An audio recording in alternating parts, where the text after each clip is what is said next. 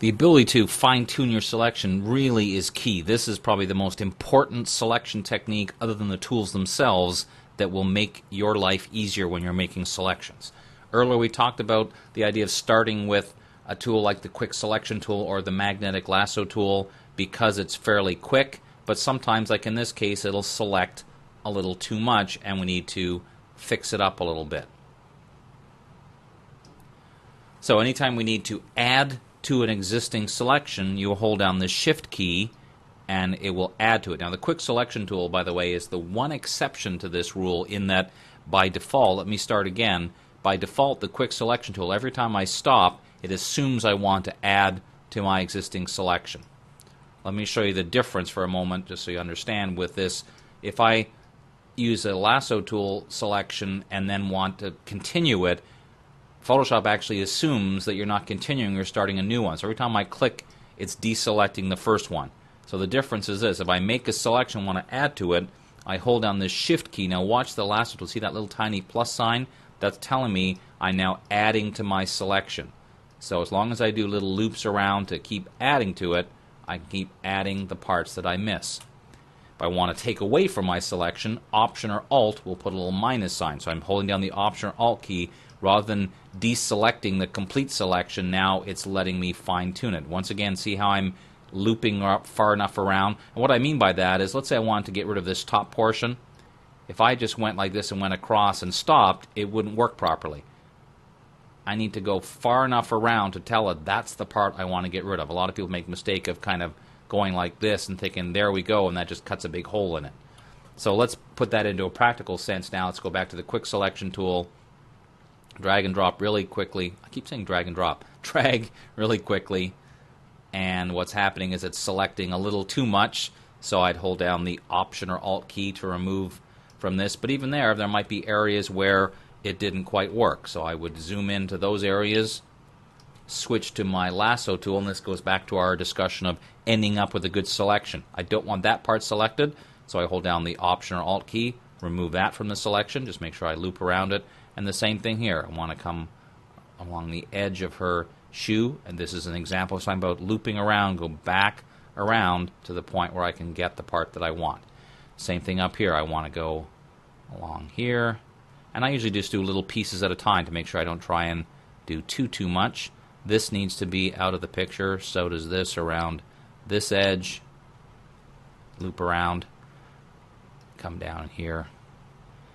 Now when you're zoomed in close, sometimes part of the trick is figuring out which do I want to hold down, Option or Alt or the Shift key, and it will depend, of course, on the situation. Here I can see I need to add a little bit, so I'll hold down the Shift key to add this little extra part. Switch back to Option or Alt to remove that little piece.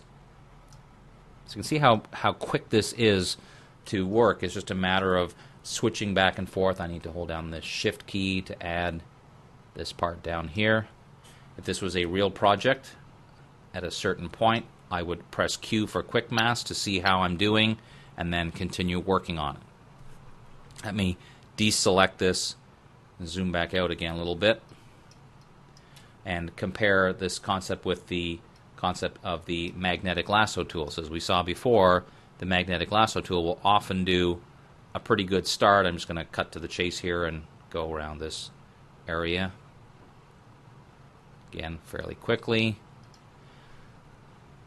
If the magnetic lasso tool doesn't get an area like this, don't try to fix it with the magnetic lasso tool. Because if I hold on the Shift key and try to add to the selection, the chances are, as you can see there, it's still just doing the same thing. So that's where I would switch back to the regular lasso tool, hold down the Shift key, and manually add in the part that it didn't get. And I'd go through and do that any place that I want to. Even in a case like this, where now I decide I want the rest of it, I can still keep adding pieces using this concept. So that's one first example, is fine-tuning using Shift to add to the selection, Option or Alt to take away from the selection.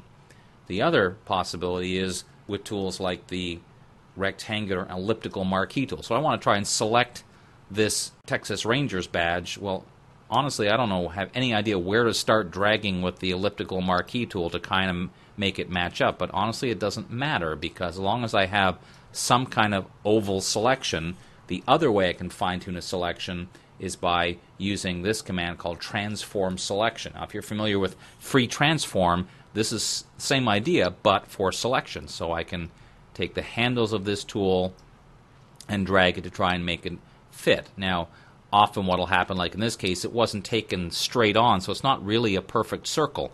Well, if I hold down the Command or Control key and click on one of these corner handles, you'll see how it'll let me tweak just that side of it. So in a couple of quick steps, that looks pretty good to me. I think I'll pull this up just a hair. Hit Enter, Q for Quick Mask.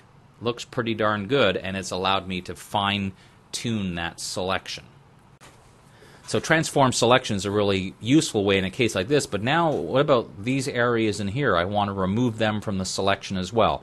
Well, I could try, I suppose, the Quick Selection tool with Option or Alt held down. I should actually click on the Quick Selection tool, though, when I say that, and then see if that actually might work. Looks like it might. Let's just try it and see. Looks pretty good there. Missed a tiny bit there, but I can get that.